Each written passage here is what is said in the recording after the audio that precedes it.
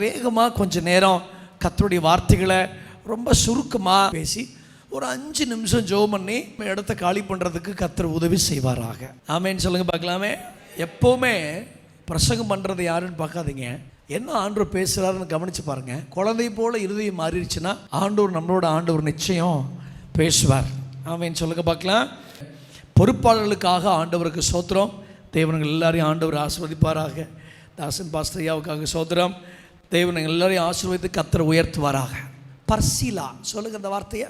பர்சிலானா இந்த பர்சிலா இல்லை, சொல்லுங்க பர்சிலா. பர்சிலா அதுதான் நம்ம இன்னைக்கு சிந்திக்க வேண்டிய ஒரு செய்தி. தாவீதுக்கு உதவியாக இருந்த நிறைய உன்னதமான தேவ மனுஷர்களில் ஒருவன் பர்சிலா.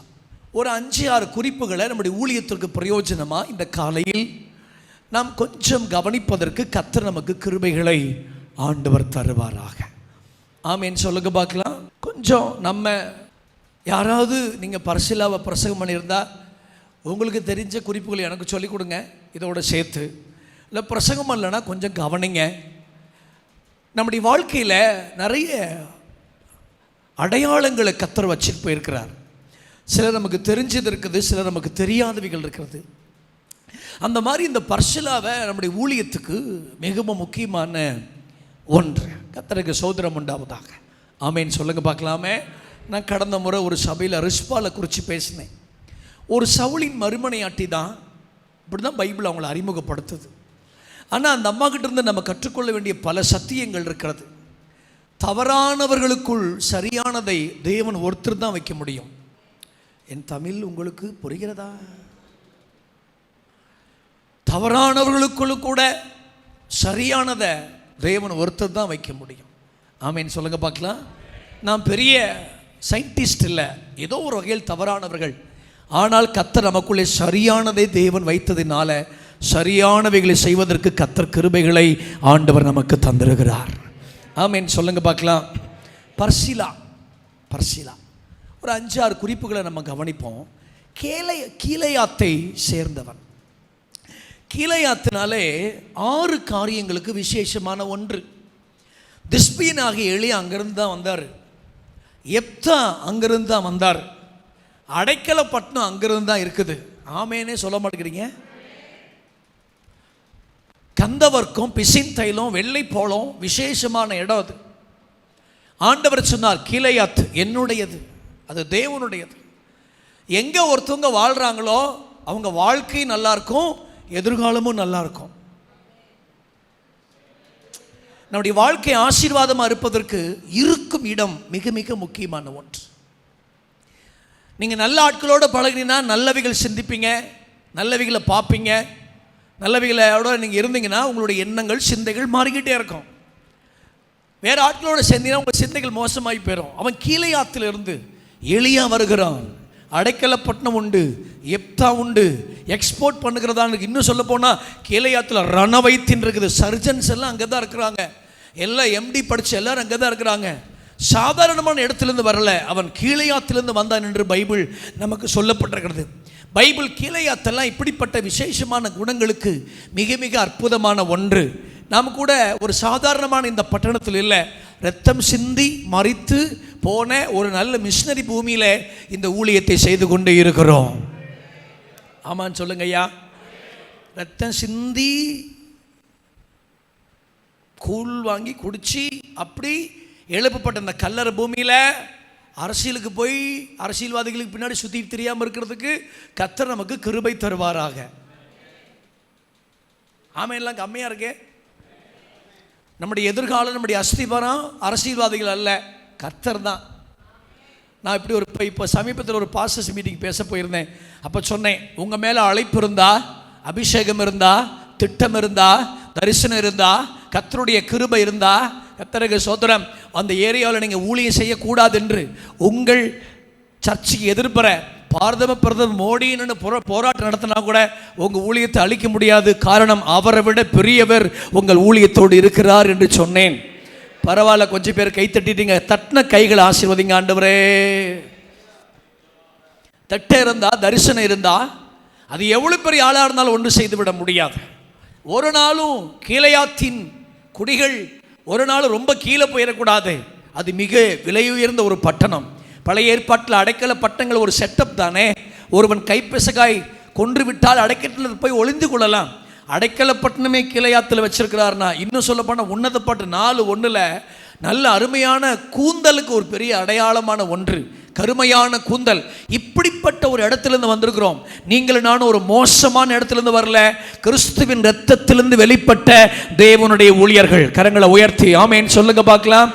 ஏதோ ஒரு மோசமான பின்னணி, உங்கள் பின்னணி எப்படின்னா இருக்கலாம், உங்களுடைய சூழ்நிலை எப்படினா இருக்கலாம், ஆனால் நம்மளை ஆண்டவர் வெட்டி எடுக்கப்பட்ட ஒரு இடம் சாதாரணமான ஒரு இடம், கீழையாத்தை விட அற்புதமான ஒரு கல்வார் இடத்திலிருந்து கர்த்தர் உங்களை என்னை ஆண்டவர் ஊழியத்துக்கு கர்த்தர் கிருபையா எடுத்திருக்கிறார்.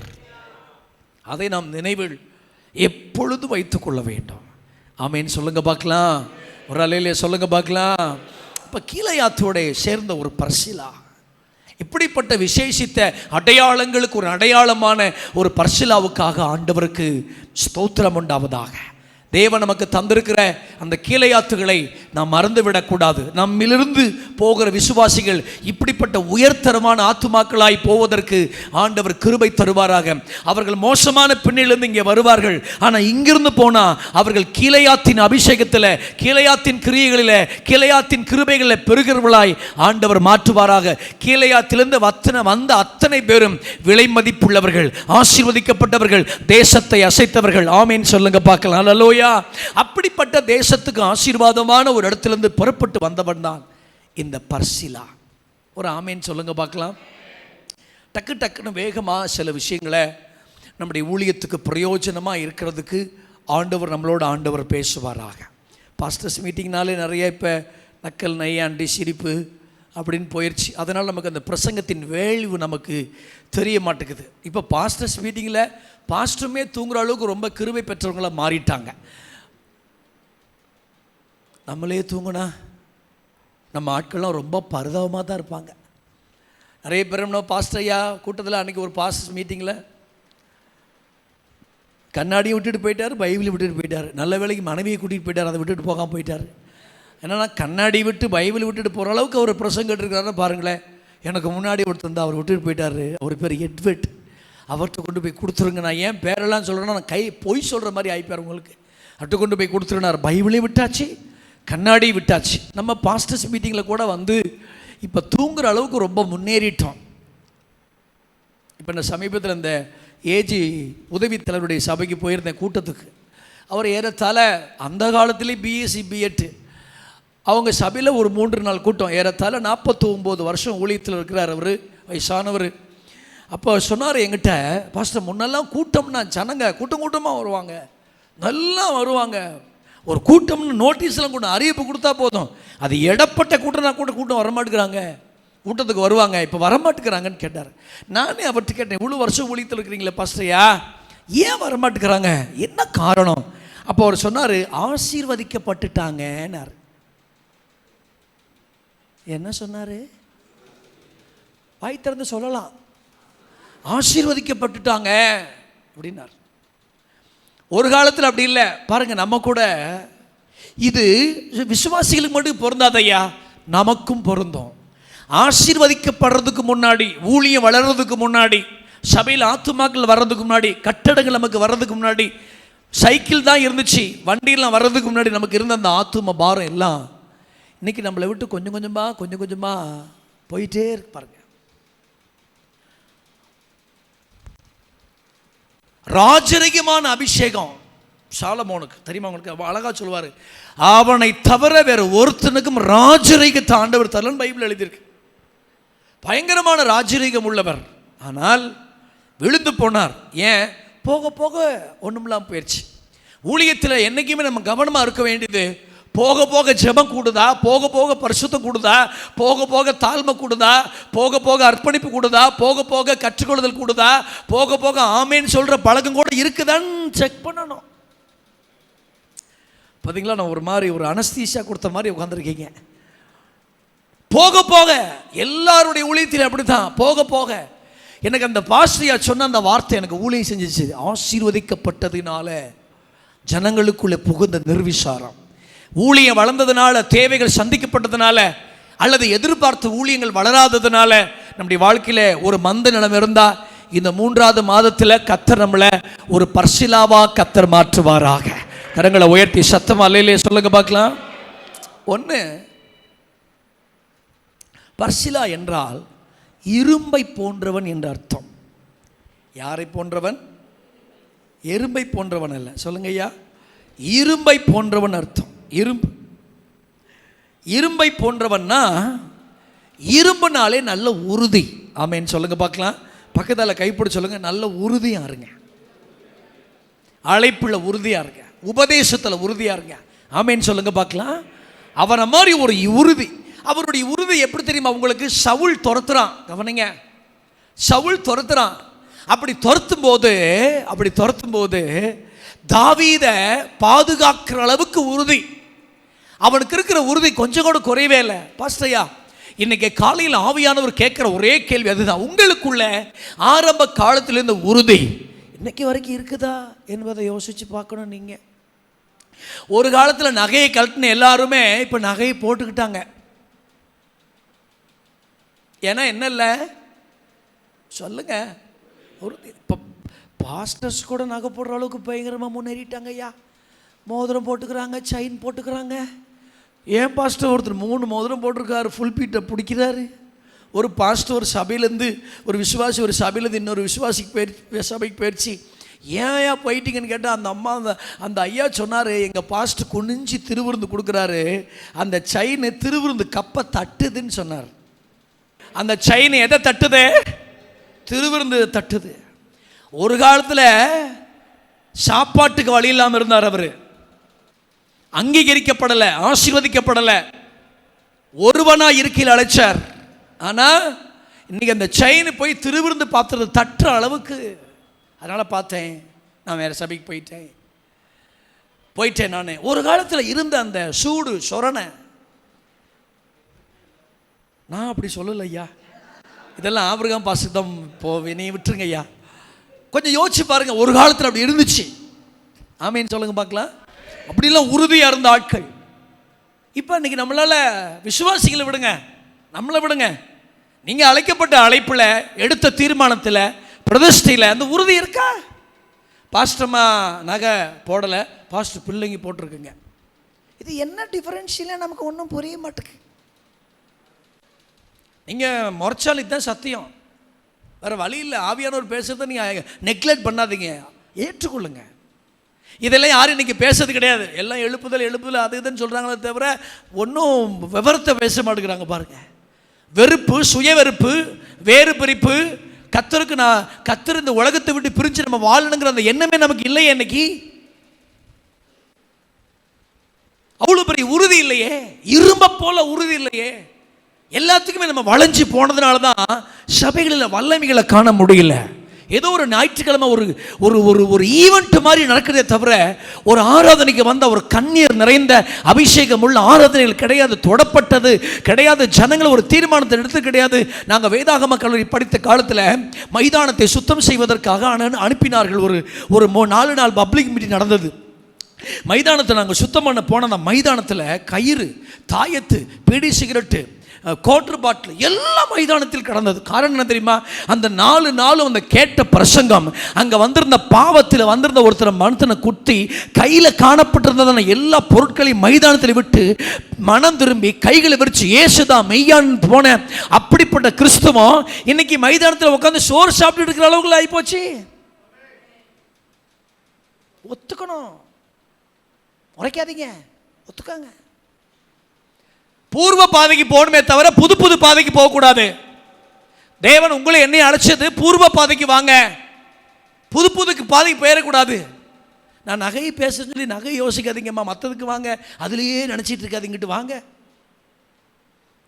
எவ்வளோ பெரிய உறுதியாய் வாழ வேண்டியவர்கள். சபை விட்டு சபையை போகாத அப்படின்னு அந்த பாஸ்டர் பிரசங்கம் பண்ணுறாரு. அழகாக ஒரு விசுவாசி கேட்டுச்சு, நீங்கள் முதல்ல ஒரு ஸ்தாபனத்தில் இருங்க பாஸ்டர் அப்படின்னுச்சு.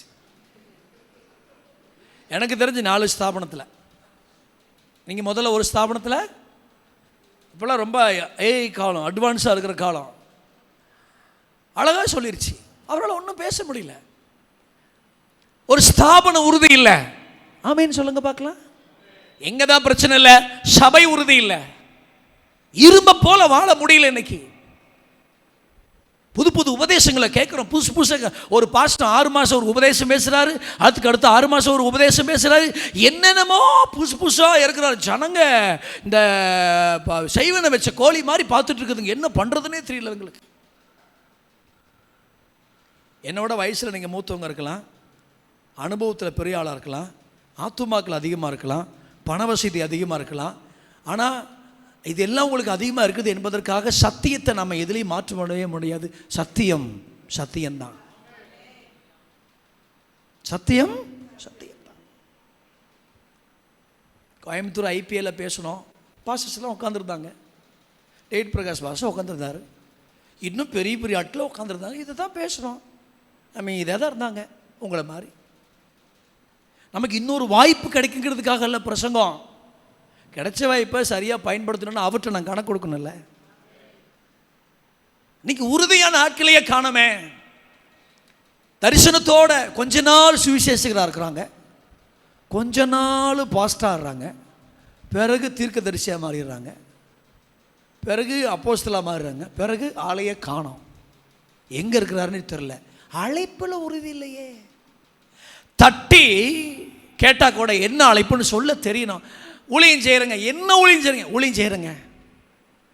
அழைப்பு சுவிசேஷ உழைப்புனா அதுலேயும் நிற்கணும், ஆமீன்னு சொல்லணும். பாஸ்டர் அழைப்புனா அதுலேயும் நிற்கணும். எந்த அழைப்பை கர்த்தர் கொடுத்தாரோ அந்த அழைப்பில் தேவையான சாப்பாட்டையும் கொடுப்பாரு, தேவையான பணத்தையும் தருவார், தேவையான சகல வசதிகளையும் கர்த்தர் தருவார். அழைத்தவர் கர்த்தர், அவர் உண்மை உள்ளவர், ஒரு நாள் மாறவே மாட்டார். எனக்கு இதில் பணம் கிடைக்கல என்பதற்காக மாறிடக்கூடாது, எனக்கு அவங்கள மாதிரி வசதி கிடைக்கலங்கிறதுக்காக மாறிடக்கூடாது. என்ன கர்த்தர் எந்த பாதையில் கர்த்தர் அழைச்சிருக்கிறாரோ அந்த பாதையில் ஓடுவதற்கு ஒரு உறுதியை ஆண்டவர் தரணும். எல்லாம் வாலிப ஊழியர்கள்லாம் சொல்கிறேன், ஐயா என்னோட வாலிபர்கள், இங்கே இன்னொரு ஊழியர்களை பார்த்து உங்களை சூடு போட்டுக்காதீங்க, அது தேவையில்லாத வேலை. நல்லா ஜெபம் பண்ணி ஆண்டவர் பாதத்தில் என்னை கர்த்தர் எங்கே உறுதியாக இருக்க சொல்கிறாரோ அங்கே நம்பி இருங்க. அழைத்த கர்த்தர் ஆரம்பத்தில் ஒன்றும் தெரியாமல் இருக்கும், போக போக உங்கள் அர்ப்பணிப்புக்கு ஒரு பெரிய விளக்கரையும் கொடுத்ததின் விளைவு உங்கள் ஊழியத்தை ஆண்டவர் நிச்சயம் ஆசீர்வதிப்பார். எந்த கல்லிலையும் கர்த்தர் நார் உரிக்க தேவனால முடியும். ஆமென் சொல்லுங்க பார்க்கலாம். கர்த்தருக்கு ஸ்தோத்திரம். கரங்களை உயர்த்தி சத்தமா அல்லேலூயா சொல்லுங்க பார்க்கலாம். உறுதி உறுதி. பர்சிலா ஒரு இரும்பை போன்றவன், ஒரு இரும்பை போன்றவன். இந்த மாதிரி ராஜேந்திர பாஸ்டர் இறந்து போனார்ல, நம்ம இவர் பாளையங்கோடு ராஜேந்திரன். நான் ஏற்கனவே சொல்லியிருப்பேன், என்ன பண்ண ஒரு 3-4 பாஸ்டர் நம்ம மாவட்டத்தில் பேசியிருக்கேன், அதனால் இந்த உதாரணங்களை சொல்லியிருப்பேன். அப்போ செத்து போயிட்டார், இறந்துட்டார். அப்போ மூப்பர்கள் ஒரு 4 மூப்பர் அழுதுகிட்டே நிற்கிறாங்க. பேட்டியை பார்த்துட்டு எல்லாம் கடைசி இப்போ மண்ணு போடணும். ஒருத்தருக்கு வந்து இவ்வளோ வருஷம் நடத்தின இவ்வளோ பெரிய தேவ மனுஷன் மேலே மண்ணு போடுறதான்னு உதிரி ரோஜா பூக்கள் ஒரு சாக்கு நிறைய வாங்கி வச்சுக்கிட்டார். இப்போ இந்த உதிரி ரோஜா பூவை சாக்கு நிறைய வாங்கி வச்சுக்கிட்டு இனிமேல் எனக்கு கை மண்ணு போடுறதுக்கு வரமாட்டேங்குது, நான் வந்து பூ தான் போடணும்னு சொல்லி இப்படி பூவை நாம்பிட்டார். அள்ளி போடுறது இப்படி நாம்பிட்டார். அப்படி போடலாங்கும் போது பக்கத்தில் மூப்பர்கிட்ட என்னையா செய்ய போறீரு, இத்தனை வருஷமாக நம்மளை நடத்திருக்கிறாரு, ஒரு மேலேயே மண்ணை போடுறது, பூ போடலான்னு பூ அள்ளிட்டு வந்தேன். அவர் சொன்னார், எந்திரிச்சு வந்து அடிச்சு விடுவாரியா, மண்ணையே போடியா. செத்து போனா கூட ஒரு மனுஷனுடைய உறுதி பேசுதா?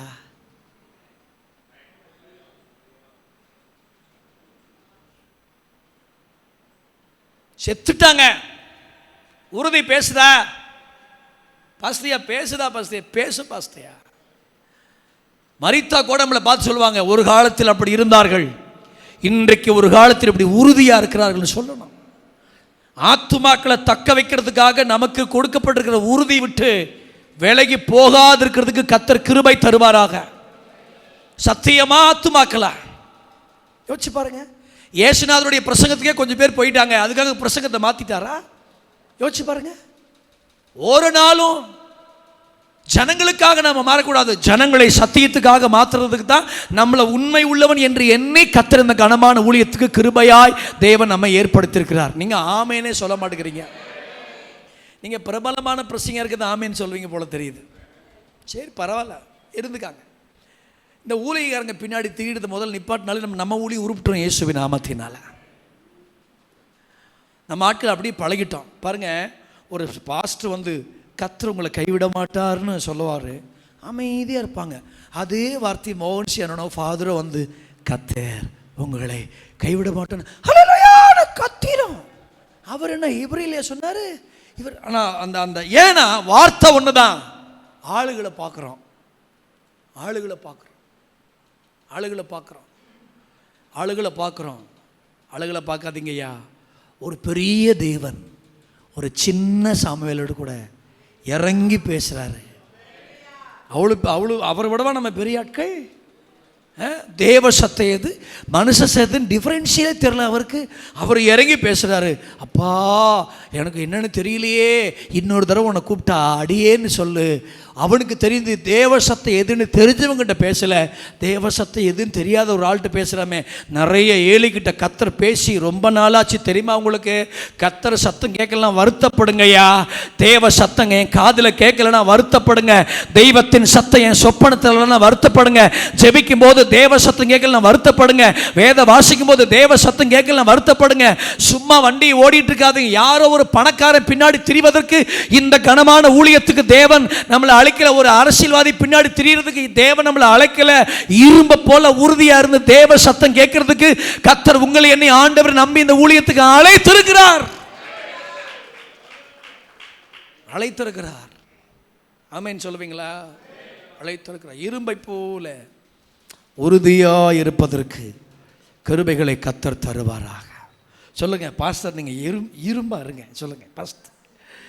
ஆமாம் இரும்பா தான் இருக்கேன், ஆமேன் கூட சொல்லாமல் இப்படி உட்காந்துருக்கேன் பார்த்தீங்களா? நல்ல இரும்பா. விசுவாசிக்கு சொல்லணும், அவர்கிட்ட போய் இந்த காதல் திருமணத்தெல்லாம் பேச முடியாதுங்க, அவர் சேர்த்து வைக்க மாட்டாருங்க. அவர்கிட்ட போய் இந்த மாதிரி விஷயத்தெல்லாம் பேசிட்டு இருக்க முடியாதுங்க, அவர் ஒத்துக்க. அவங்களாவே ஒரு முடிவு பண்ணிக்கணும். கொஞ்ச நாள் ஊழியம் செய்ய போகிறோம், நல்ல ஊழியத்தை செஞ்சுட்டு செத்து போகிறதுக்கு கர்த்தர் கிருபை தருவாராக.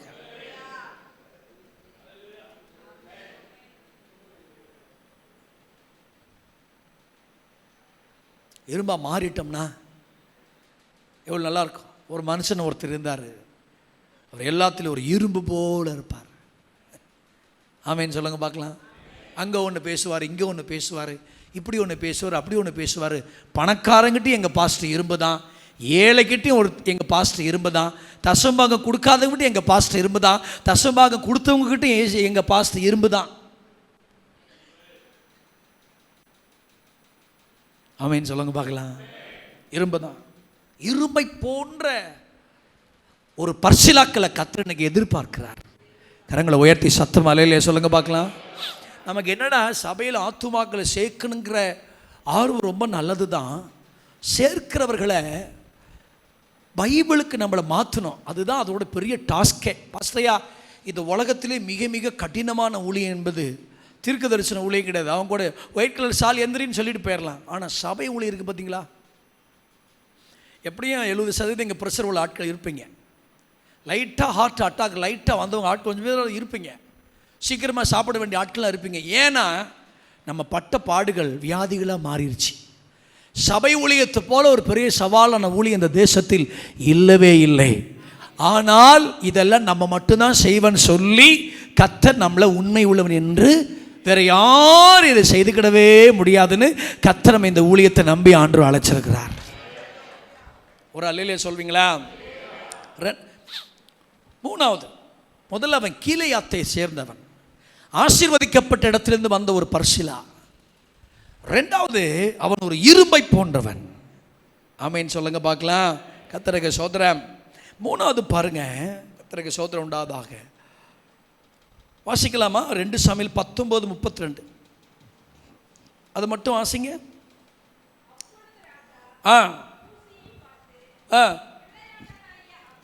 2 சாமுவேல் 19:32. நீங்க கிழவனாயிருந்தான் ராஜா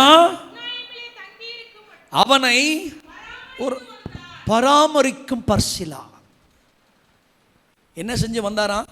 பராமரிச்சு வந்தார். 1 ராஜாக்கள் 17:9. உன்னை பராமரிக்க விதவைகளுக்கு கட்டளையிடுகிறேன். யோபு 10:12 உம்முடைய பராமரிப்பு என் ஆவியை காப்பாற்றினது. ஆதியாகமம் 50:21 உங்களை பராமரிக்கும்படி கர்த்தர் என்னை ஏற்படுத்தி வச்சிருக்கிறார். சரி, நான் ஏன் ரொம்ப வசனங்களை படிக்க விடலைன்னா நம்ம வேறு விஷயங்களை கவனிப்போம். சொல்லுங்கள் எல்லாரும் இந்த வார்த்தையை. பாஸ்டையா பாஸ்டையா பாஸ்டையா சொல்லுங்க. பாஸ்டையா பராமரிப்புன்னு சொல்லுங்க. கேளுங்க, உங்கள் பாத்ரூம் எப்படி இருக்குன்னு கேளுங்க. உங்கள் சர்ச்சு பாத்ரூம் பராமரிச்சிருக்கீங்களா? உள்ள நுழைய முடியல சில பாத்ரூமில். வீட்டு பாத்ரூம்லாம் நல்லா இருக்க, உங்கள் பாத்ரூம் எப்படி இருக்கு? ஹைதராபாத்லாம் போனீங்கன்னா சதீஷ்குமார் பாஸ்டருடைய அவங்க சர்ச்சு பாத்ரூம்லாம் போய் பாருங்கள். முதல்ல பாத்ரூமை பராமரிக்கிறீங்களா? மைக் சிஸ்டங்களை பராமரிக்கிறீங்களா? நல்ல சேரை பராமரிக்கலைங்க? பாய் நல்ல பாய் இருக்கா? செல்ஃபோன் இம்புட்டு பெருசு இருக்குது. பாய் பாருங்கள், இந்த 38 வருஷம் ஒருத்தன் படுத்திருந்தா பாருங்கள், அந்த மாதிரி இருக்குது சர்ச்சில் பாய். ஒரு அரசாங்க உத்தியோகஸ்தர்கள் உயர்ந்த சமுதாய வகுப்பினர் சபைக்கு வந்தால் சபை பார்க்கும்படி இருக்குதா? இருள், கார் இருள் மூடினது மாதிரி சரி சர்ச்சு. நல்ல லைட் இல்லை. என்ன ஆமையெல்லாம் சொல்ல மாட்டேங்கிறீங்க? பராமரிப்பே இல்லை. சரி, உங்களை பராமரிக்கிறீங்களா? ஒழுங்கா முடி வெட்டுறீங்களா? ஒழுங்கா தாடி வச்சிருக்கிறீங்களா? ஒழுங்கா நெகை வெட்டுறீங்களா? உங்களை பராமரிக்கிறீங்களா? உங்களுக்கு தந்திருக்கிற மனைவியை பாருங்களா? ஆமேன்னு ஏன் சொல்ல மாட்டேங்கிறீங்க? பராமரிக்க மாட்டீங்களோ? உங்க மனைவியை இந்த உலகத்திலேயே ஒரு பாஸ்ட் பராமரிக்க வேண்டிய அற்புதமான ஒரு பாண்டம் உங்க மனைவியை. ஏன் வரமாட்டேங்குன்னு தெரியல. ஒருத்தர் சொன்னார், எனக்கு ரொம்ப ஞாபகம் இருக்கு. பாஸ்டர், ஊழியத்தில் முதல்ல மனைவி சாகக்கூடாது பாஸ்டர், பாஸ்டர் தான் முதல்ல சாகணும் அப்படின்னார். ஐயா போக ஆயத்தமாக இருக்கீங்களா ஐயா அப்படி சொன்னார் என்கிட்ட. முதல்ல யார் சாகக்கூடாது? மனைவி சாகக்கூடாது, பாஸ்டர் தான் செத்துறணும் அப்படின்னார். ஏன்னா எனக்கு இது ஒரு பாஸ்டர் தான், ஒரு பிரஸ்பீட்டர் சொன்னார். பஸ்ஸுக்கு வர ஒரு 20 நிமிஷம் சொன்னார், மனைவியை இறந்துருச்சு பாஸ்டர். மனைவி பேர் உள்தாள். உள்தாள்னு ஒரு அம்மா இருந்துச்சுல, உள்தாள் இறந்து போச்சு. அவர் சொன்னார், எனக்கு ஒரே ஒரு பொம்பளை பிள்ளை பாஸ்டர், 2 மாடி கட்டடத்தை என் பிள்ளைக்கு எழுதி கொடுத்துட்டேன் வச்சுக்கா அப்படின்ட்டு. என் மனைவி என் மக சொல்கிறா, டேடி சாப்பிட்டு வந்துருங்க, காலையில் வாக்கிங் போகிறீங்களா, டீ குடிச்சிட்டு வந்துருங்க அப்படின்னா. சாப்பிட வாங்க டாடி, டீ குடிக்க வாங்க டாடின்னு இல்லை, சாப்பிட்டு வந்துருங்கிறா. ஆனால் என் மனைவி ராத்திரி 11 மணி ஆகும் ஊழியத்தை முடிச்சுட்டு நான் வர்றதுக்கு, உட்காந்துட்டே இருப்பாள். பிறகு தான் கூட சாப்பிடுவா, சாப்பிட்டுட்டு படத்துக்குவா, ஊழியத்துக்கெல்லாம் போயிட்டு வந்திருக்குன்னு சொல்லி அந்த காலெல்லாம் அழுத்தி விடுவா. ஆனால் நான் பெற்றது இன்றைக்கி சாப்பிட்டு வந்துருங்க டேடின்னு சொல்லுது. அப்போ நம்ம பராமரிக்க வேண்டியது யார்? என் மனைவின்னு நீங்கள் கை வச்சு சொல்லணும், என் மனைவி. இப்போ நம்ம இந்த தமிழ் வார்த்தை பார்த்தீங்களா, நான் உங்கள் ஒரு விசுவாசி வீடுகளுக்கு சந்திக்க போயிருந்தேன், எனக்கு என்னால் மறக்கவே முடியாது. பாஸ் இது நம்ம வீடு, ஓ இது நம்ம கார் ஷெட் இடம், ஓ மேலே டீ கொடுக்க மனைவி டீ கொண்டு வந்தாங்க, பாஸ் இதுதான் நம்ம மனைவி. நம்ம மனைவி இல்லை பிரதர், உங்கள் மனைவி. ஆமேன்னு சொல்லுங்க பார்க்கலாமே. உங்கள் மனைவியை பராமரியுங்கள். கரங்களை உயர்த்தி ஒரு அல்லேலூயா சொல்லுங்கள். மனைவியை பராமரிக்கிறவர்கள் பாக்கியவான்கள், அவர்கள் எதிர்காலத்தில் ஆசீர்வாதமாய் வாழ்ந்து கொண்டே இருப்பார்கள். இதுக்கெல்லாம் ஆமேன்னு சொல்ல மாட்டீங்க, நீங்கள் நல்லா தெரியும். நிறைய வீட்டில் மனைவியை பராமரிக்கிறதே கிடையாது, அது தூரப்பட்ட வஸ்து மாதிரி. கலங்காதே கலங்காதே, ஆமேன்னு சொல்லுங்க பார்க்கலாமே. நிறைய பாஸ்டர்மார்களுக்குள்ள இந்த என்ன இருக்குதுயா, இவளை கல்யாணம் பண்ணாமல் அவளை கல்யாணம் பண்ணியிருந்தா எப்படி தெரிந்த இருந்திருப்பேன், அப்படி இருக்கக்கூடாதுன்னு கர்த்தர் இப்படி வச்சிருக்காரு நம்மள எல்லாத்தையும். சில நேரத்தில் நம்ம மனைவியை பராமரிக்கிறது, பிள்ளைகளை பராமரிக்கிறது இல்லை, சபைக்குள்ள நம்ம வருகிற விசுவாசிகளை பராமரிக்கிறது இல்லை. 35 வயசு 25 வயசு 28 வயசு எத்தனை சபையில் முதிர் கன்னிகள் இருக்கிறாங்க, சமயம் பார்த்து அவங்களுக்கு திருமணம் பண்ணி முடிக்கிறது இல்லை, பராமரிக்கிறது இல்லை. இல்லை ரெவரண்டு ரைட்டு லெஃப்ட்டு இல்லை பேர் வேற சொல்லிடலன்னா கோ வேற. பராமரிக்கிறீங்களா? கர்த்தர் நம்மளை உண்மை உள்ளன்னு அழைச்சிருக்க. ஏன் தெரியுமா? நீ பராமரிப்ப. சபைகளை சில பேர்லாம் போய் பார்த்தீங்கன்னா, ஒருத்தங்க உள்ள சபைக்குள்ளே வந்தால், நான்லாம் சில சபைகளுக்கு போயிருக்குங்க, வர்ற பணத்தெல்லாம் சபையை அவ்வளோ அழகாக வச்சுருக்குறாங்க. சில சபைகளுக்கெல்லாம் போனால் ரொம்ப கன்றாவி. உங்களுக்கு ஒன்று ஞாபகத்தில் வச்சுக்கோங்க, ஆலயத்தை மட்டும் ஒருத்தவங்க நல்லா பழுது பார்க்க வைக்க ஆரம்பிச்சிட்டாங்கன்னா, ரொம்ப சேலஞ்ச் பண்ணுறியா, உங்கள் பாக்கெட்டில் பணம் குறையவே குறையாது. கர்த்தர் உங்கள் தேவைகளை சந்திச்சுட்டே இருப்பார். எசேக்கியா காலத்தில் அப்படி தானே செஞ்சான். அவனுக்கு முன்னாடி 12 ராஜாக்கள் அரசாண்டாங்க. ஒருத்தன் கஜானால கூட காசு இல்லையே. ஆலயத்துக்கு வந்த முதல் வருஷத்தில் ஆலயத்தின் ஜன்னல்கள்லாம் பழுது பார்த்தான். அது வரைக்கும் வராது இருக்கிற மகிழ்ச்சி, புகழ்ச்சி, ஆசீர்வாதம் ஆலயத்தை நல்லா சுத்தம் பண்ணி வச்ச பாருங்க. அவன் கஜானா நிரம்பினது, ஜனங்கள் ஆசீர்வதிக்கப்பட்டார்கள். வராது இருக்கிற பெரிய மகிழ்ச்சி, புகழ்ச்சி வந்ததை நம்ம 2 நாளாக 32-33 நம்ம படிக்கிறோம். ஆமேன்னு சொல்லுங்க பார்க்கலாம். பராமரிக்கிறவர்களா இருங்க, சும்மா இருக்காதீங்க. தேவன் நமக்கு தந்திருக்கிற ஒவ்வொரு பொருட்களும் பராமரிக்கப்பட வேண்டியது. சத்தமா இல்லையே சொல்லுங்க பார்க்கலாம். பராமரியுங்கள். சாதாரண பரிசல கிடையாது, அவன் பராமரிக்கிறவன். 80 வயசு தான், ஆனாலும் பராமரிக்கிறான் பாருங்க. நமக்கு வர வர அதனால தான் யோபு சொல்றார், உம்முடைய பராமரிப்பு என் ஆவியை காப்பாற்றினது. ஆமேன்னு சொல்லுங்க பார்க்கலாம். ஆண்டவரே நம்மளை பராமரிக்கிறார்னா நம்ம எவ்வளவு தூரம் பராமரிக்கணும். நிறைய பாஸ்டர் மாரங்களுக்கு உடம்பு சரியில்லைன்னா பாஸ்டர் மாரங்க ஆஸ்பத்திரி கூட்டு போகிறதில்ல, பிள்ளைகளை கூட்டு போகிறதில்ல. யாரோ ஒரு சிஸ்டர் மீது இருக்கிற கவனம் சொந்த மனைவி மேல் இல்லாத எத்தனையோ பேர் தேசத்தில் இருக்கிறாங்க. நம்ம ஊரில் இல்லைங்க, பொதுவாக சொல்கிறேன். நீங்கள் முறைக்காதீங்க, நீங்களும் அப்படி நிறைய சம்பவங்களை கேள்விப்பட்டிருப்பீங்களே. ஆமேன்னு சொல்லுங்க பார்க்கலாமே. நிறைய பேர் அப்படித்தான். ஊழியர் கூட்டத்துக்கு கூட கூட்டு வரது கிடையாது. நீ வராத, நீ வந்துடாத, வந்தால் உருப்பிட்டுருவ, வந்துடாத. ஏன் போனால் ஒரு செய்தியை கேட்டால் அவங்க நல்ல ஆண்டுக்குள்ளே பலப்பட்ட இவ்வளோ நல்லா இருப்பாங்க. மனைவியை பராமரிக்கிறது கிடையாது. நீங்கள் ஏன் எல்லாம் இப்படி அமைதியாக இருக்கீங்கன்னு எனக்கு தெரியல, பரவாயில்ல இருந்துட்டு போங்க. ஆமேன்னு சொல்லுங்க பார்க்கலாமே. நிறைய பேர் இந்த பராமரிப்பு ரொம்ப பின்தங்கி இருக்கிறோம் ஐயா. ஆமேன்னு சொல்லுங்க பார்க்கலாமே. சபைகளை, ஊழியத்தை, இன்னும் சொல்ல போனால் தேவன் நமக்கு சில கிருபை வரங்களை தந்திருப்பார், அதை கூட பராமரிக்க மாட்டோம். ஃபாஸ்டிங் இருந்து உங்களுக்கு இருக்கிற அபிஷேகம், கிருபைகள் உபவாசத்தினாலும் ஜபத்தினாலும் தியானத்தினாலும் ஷார்ப்பாக்கிட்டே இருக்கணும். பாஸ்டரியா 10 வருஷத்துக்கு பின்னாடி இப்போ பாருங்க பாஸ்டரியா, இப்போ தட்டுனா பிரசங்கம் கொட்டுது இப்போ யூடியூப்பில். அதுவும் தலைப்பெல்லாம் பார்த்தீங்கன்னா பெச்சு கிளப்புறாங்க. உங்களுக்கு தெரியுமா, எக்ஸ்லவர் நிறைய பேர் யூடியூப்பில் வச்சுருக்காங்க, விசுவாசிங்க. நம்மளெல்லாம் கழட்டி விட்டான், ஏதோ பேருக்கு அடக்கத்துக்கு வந்துட்டு இருக்கிறான். ஆனால் வளர்றது வேற எங்கேயோ வளர்ந்துட்டு இருக்கிறாங்க.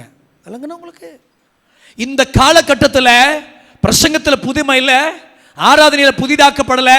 கர்த்தர் பாடின பாட்டு தான், அதை ஜெபத்தோட பாடி பாருங்க, அபிஷேகம் தன்னை போல இறங்கும்.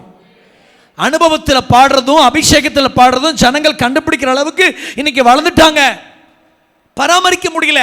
நமக்கு தந்த கிருபைகளை, நமக்கு தந்த வேத அறிவை, நமக்கு தந்த காரியத்தை பராமரிக்க முடியல. சபையில் ஒரு 5 to 6 டெய்லி அதிகாலை ஜெபம் இருக்கு, அதோடு முடிஞ்சிருது. அதுக்கப்புறம் நமக்கு தனிப்பட்ட வாழ்க்கையில் தெய்வத்தோடு நல்ல உணர்வு இல்லை, அனுபவம் இல்லை, பராமரிக்க முடியல. ஆவிக்குரிய வாழ்க்கையை பராமரிக்க முடியல. யாரோ ஒரு வளர்ந்த சபையை, யாரோ ஒரு உயர்ந்த ஊழியக்காரரை பார்த்துட்டு இருக்கிறோம். அவர்களெல்லாம் தங்களுக்கு தரப்பட்டிருக்கிற எல்லா ஊழியத்தையும் பராமரிக்கிறார்கள். கரங்களை உயர்த்தி ஆமேன்னு சொல்லுங்க பார்க்கலாம். எனக்கு தெரிஞ்ச ஒரு தேவ மனுஷன் ஒரு வருஷத்தில் அவருடைய ஊழியத்துக்கு லிஸ்ட் போடுவார். அவர் போகிற ஊழியத்துக்கு லிஸ்ட் போடுவார், சொந்த சபைக்கு லிஸ்ட் போடுவார். அதை விட அவருடைய தனி ஜெபத்துக்கு தனியாக லிஸ்ட் போட்டு வச்சுக்குவார். காரணம், எனக்கு தரப்பட்டிருக்கிற ஆவிக்குரிய வாழ்க்கையை நான் பராமரிக்கணும். கரம் கூப்பி கேட்பேன், போனது போகட்டும். 3வது மாசத்தில் நம்முடைய ஆவிக்குரிய வாழ்க்கையை பராமரிப்பதற்கு கர்த்தர் கொஞ்சம் கிருபைகளை ஆண்டவர் தருவாராக. சத்தமா அல்லையே சொல்லுங்க பார்க்கலாம். சாதாரணமான பராமரிப்பு இல்லை. நான் உங்களுக்கு கொஞ்சம் கவனிக்கிறேன் பாருங்க, எப்படி பராமரிச்சிருக்கான் பாருங்க. 2 சாமுவேல் 17ஆம் அதிகாரத்தில் அவருடைய பராமரிப்பு சாதாரணமான பராமரிப்பு இல்லை. வாசிக்கிறீங்களா? ஒரு வசனத்தை எல்லாம் வேகமாக எடுப்பீங்களா? 27லேருந்து படிக்கலாமா? 2 சாமுவேல் 17ஆம் அதிகாரம் 27லேருந்து படிங்க. தாவீது மக்னாயிமில் சேர்ந்த போது அம்மோன் புத்திரேல் தேசத்து ரப்பா பட்டணத்தானாகிய சோபி என்னும் நாகாசின் குமாரனும் லோதேபார் ஊரான அம்மியேலின் குமாரன மாகீரும் ரோகிலிம் ஊரானும் கீலேயாத்தியனுமாகிய பர்சிலா மெத்த கலகங்கள் மண்பாண்டம் கோதுமை வார்கோதுமை மாவு வறுத்த பயிறு பெரும்பயிறு சிறு பயிறு வறுத்த சிறு பயிறு தேனு வெண்ணெய் ஆடு பால் கட்டி தாவீதுக்கும் அவனோடு இந்த ஜனங்களுக்கும் சாப்பிடுகிறதுக்கு கொண்டு வந்தார்கள். அந்த ஜனங்கள் வனாந்தரத்திலே பசியும் இளைப்பும் தவணமாக இருப்பார்கள் என்று இப்படி செய்தார்கள். சாதாரணமான பராமரிப்பு இல்லை, ஏனோ தானோ என்று பராமரிப்பு இல்லை, என்ன மாதிரி கொண்டு வந்து அவன் பராமரிச்சிருக்கான். பார்த்தீங்களா? கரங்களை உயர்த்தி ஒரு அல்லேலூயா சொல்லுங்க பார்க்கலாம். உங்களை எல்லாரோட ஆண்டு பேசுகிற நான் விசுவாசிக்கிறேன். இந்த செய்தியை பேசும்படி ஆண்டு என் உள்ளத்தில் தந்தது உண்மைனா உங்களோட பேசுவது உண்மை. இந்த வருஷத்தில் பராமரிப்பு இல்லாதவைகள் மீது என் ஊழியத்தில் கவனம் வைக்க ஆண்டவர் நமக்கு கிருபைகளை கத்தர் தருவாராக. ஆமென் சொல்லுங்க பார்க்கலாம். பாஸ்டரையா ஊழியம் வளரணும்னா எங்கெல்லாம் பராமரிப்பு இல்லையோ அங்க பராமரிப்பு உண்டாவதாக. ஒரு ஆத்துமா வரலனா கூட தேடி போய் பராமரிக்கிற கிருபைகளை ஆண்டவர் நமக்கு தரணும். கரம் உயர்த்தி சத்தமா அல்லேலூயா சொல்லுங்க பார்க்கலாம். சொல்லுங்க பக்கத்துல, பராமரிங்க. உங்களை, சபைய, கிருபை வரங்களை, ஆத்துமாக்களை, பிள்ளைகளை ஆமென் சொல்லுங்க பார்க்கலாம். பராமரிங்க. பராமரிக்கிறான் பாருங்க. எவ்வளோ கொண்டு வந்து கொடுக்குறான். தேனு வெண்ணெய் ஆடு பால் கட்டி மெத்த கலகங்கள் இதெல்லாம் கொண்டு வந்து கொடுக்குற அளவுக்கு பராமரிச்ச பாருங்க. அதனால தான் அவன் சொன்ன சாலமோன்ட்ட, பர்சிலாவின் குமாருக்கு தயை செய்வாயாக. ஒரு அப்பா விதைச்சது பிள்ளைக்கு ஆசீர்வாதமாக இருக்கு பாருங்க. பாஸ்டரியா நான் பிரசங்கத்துக்குள்ளே போய் முன்னாடி சொல்கிறேன், எதை விதைக்கிறோமோ அதை நம்ம அறுக்கிறோமோ இல்லையோ நிச்சயம் பிள்ளைகள் என்ன செய்வார்கள்? அறுப்பார்கள். தயவு செய்து விதைக்கிறதுல ரொம்ப கவனமாக இருக்கணும். பாருங்கள், மரித்து போய்விட்டான் சவுல். கிபியோனியர்கள் நின்று கொண்டிருக்கிறார்கள். 3 வருஷம் ஓயாத பஞ்சம். ஏன் ஆண்டவரே ஓயாத பஞ்சம் போய் தாவீது விசாரிக்கிறான். கிபியோனியருக்காக கிபியோனிட்ட போய் கேட்குறான், இந்த சுதந்திரத்தை ஆசீர்வதிக்கும்படி உங்களுக்கு என்ன பிராயச்சித்தம் செய்யணும்? அவன் சொல்கிறான், எங்களுக்கு இஸ்ரவேலில் வெள்ளியும் பொண்ணும் தேவையில்லை, வேற என்ன வேணும்? இஸ்ரவேலில் ஒருத்தர் சாகுனது எங்களுக்கு விருப்பம் இல்லை, வேற என்ன வேணும்? நாங்கள் தேசத்தில் நிலைக்காதபடிக்கு எங்கள் எல்லா எல்லைகளிலும் எங்களை வெட்டுண்டு ஒருத்தன் கொன்னா, அவன் பேர் சவுலு. அவனுடைய குமார்கள் 7 பேரை மலைக்கு மேலே தூக்கி போட்டால் எங்களுக்கு திருப்தியாக போருங்கிறான். நான் உங்களுக்கு செய்கிறேன்னு சொல்லி அந்த ரிஸ்பாலுக்கு பிறந்த 7 பேரை பிடிச்சி கொண்டு போய் மேலே போடுறாங்க. அவன் செய்யல, சவுல் செய்த தவறு. ஒன்றும் தெரியாது இருக்கிற 7 பிள்ளைகள் மேலே வெட்டுண்டு கிடக்கிறார்கள், கொல்லப்பட்டு கிடக்கிறார்கள் மலைக்கு மேலே. அவன் செத்து போனாலும் அவனுடைய தீமைக்காக தோண்டப்படுகிற சவுலின் சந்ததிகளை நம்முடைய வேதத்தில் மறந்துவிடவே கூடாது.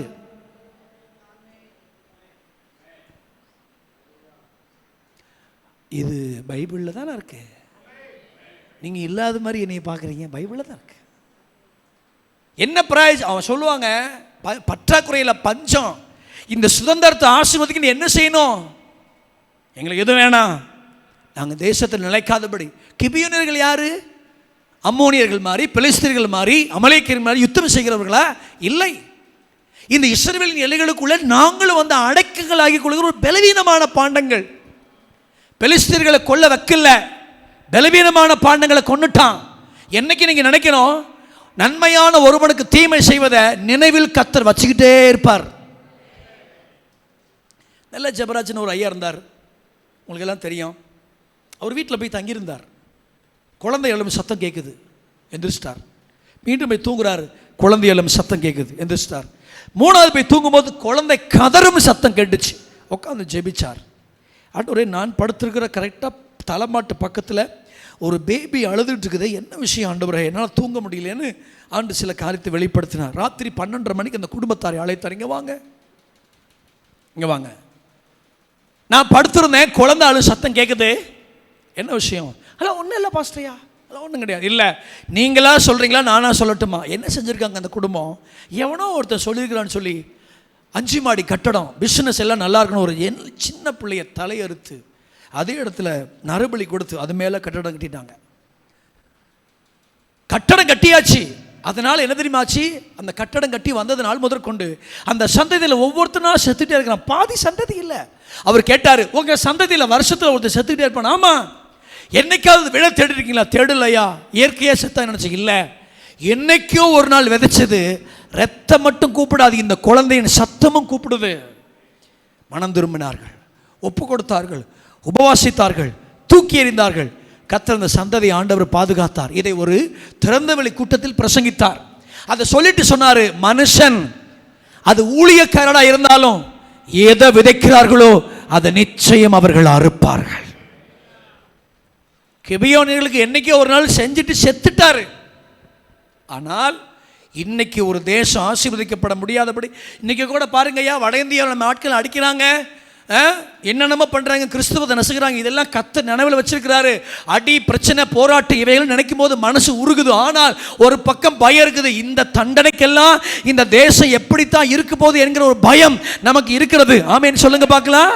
எத்தனை பேர் இந்த தேசத்தில் பாஸ்டர் மனைவிகளை, பாஸ்டர் பிள்ளைகளை, பாஸ்டர்களை எத்தனை பேரை கொன்று குவித்து கொண்டிருக்கிறார்கள். சுவிசேஷம் அறிவிக்க போனவர்கள் எத்தனை பேர் இருக்கிறார்கள். இதெல்லாம் பார்க்கும்போது மனசு ரொம்ப பயப்படுது. ஜெபிக்கிறோம், கதறுகிறோம். ஆனால் இந்த தேசத்தை குறித்து ஒரு இருக்குது. கர்த்தர் என்னைக்கு ஒரு நாள் ஒன்று போல் இருக்க மாட்டார். தேவன் தம்முடைய பட்டயத்தை நிச்சயம் கருக்காக்க ஆரம்பித்து விட்டார். அவன் செத்து போனா கூட அவன் தோண்டப்படும். கரங்களை உயர்த்தி ஆமென் சொல்லுங்க பார்க்கலாம். நாள் ஒன்று வரும். ஈரான் நாட்டை பிடிச்சி வச்சிருந்தவன இன்னைக்கு சாகடிக்கலையா? அவன் மனைவி வீக்கா இருந்தா அன்னைக்கு காலையில் அவங்க மனைவி செத்து போச்சு. ஊழியத்தில் விதைக்கிறது ரொம்ப ரொம்ப கஷ்டம், அறுக்கிறது ரொம்ப ரொம்ப கஷ்டம். ஆகவே தான் எதை விதைக்கிறோம் ரொம்ப கவனமாக நம்ம இருக்க வேண்டியது இருக்குது. என்னைக்கோ ஒரு நாள் செய்த தவறு இன்னைக்கு ஒரு பாவம் அறியாது இருக்கிற 7 பிள்ளைகள் மலைக்கு மேலே கிடக்கிறான். கஷ்டப்பட்டு இந்த அம்மா ஏறி மேலெல்லாம் வஸ்திரம் விரிச்சு தாவீதின் செய்திக்கு கேட்குற வரைக்கும் அங்கேயே உட்காந்து அதை கொண்டு போய் அடக்கம் பண்ணுற வரைக்கும் ரொம்ப மேலே உட்காந்துருக்கிறான்னா என்ன அர்த்தம் தெரியுமா? அவன் செஞ்சுட்டு போயிட்டான்.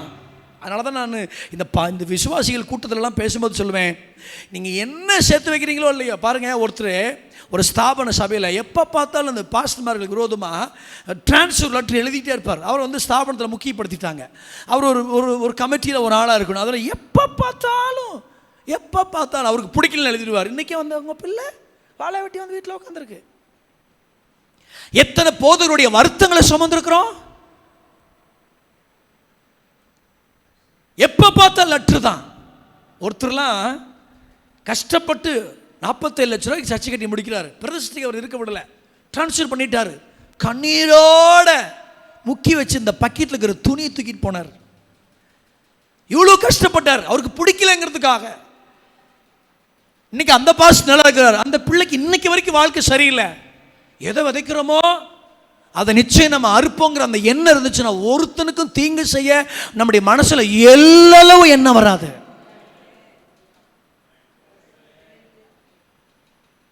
விதைச்சதை அறுத்துருவோம். ஒரு குடும்பத்தை கெடுத்தா நம்முடைய குடும்பம் கெடுக்கப்படும். ஒரு மனைவிக்கு துரோகம் செஞ்சால் நம்ம குடும்பமும் பாதிக்கப்படும். ஒரு புருஷனுக்கு துரோகம் செஞ்சால் நம்ம குடும்பம் பாதிக்கப்படுங்கிற அந்த விதைச்சதை அறுப்போங்கிற உணர்வு இருந்துச்சுன்னு வச்சுக்கோங்களேன், என் நடைகள் ஒவ்வொன்று பிசகாமல் இருப்பதற்கு ஆண்டவர் நமக்கு கிருபைகளை தருவாரா. பராமரிக்கணும். தேசத்தை பராமரிப்பதில், ஜனங்களை பராமரிப்பதில் தவறி போன ஒரு சவுலின் சந்ததிகள் நாசமாய் போனது. ஆமீன் சொல்லுங்க பார்க்கலாம். பராமரிக்கணும். பராமரிக்கிற கிருபைகளை கர்த்தர் நமக்கு தரணும். ஆமீன் சொல்லுங்கய்யா. பக்கத்தில் கைப்பிடி சொல்லுங்க, பயப்படாதீங்க, இன்னும் 1/4 மணி நேரம் தான் இருக்கு. எவ்வளோ நேரம் தான் இருக்கு? 1/4 மணி நேரம் தான். சத்தமாக இல்லையா சொல்லுங்க பார்க்கலாம். நிறைய நேரத்தில் இந்த பராமரிப்பில் தான் நம்ம ரொம்ப கவனம் செலுத்துறது. தேவன் நமக்கு இந்த வருஷத்தில் அதை குறித்து ஒரு கவனங்களை ஆண்டவர் நமக்கு தருவாராக. ரொம்ப அழகாக சொல்லுவான், அவன் என்னை பராமரித்தான். ஆரம்ப காலத்தில் நம்ம ஊழியத்தில் பராமரித்த விசுவாசிகளை மறந்துடாதீங்க.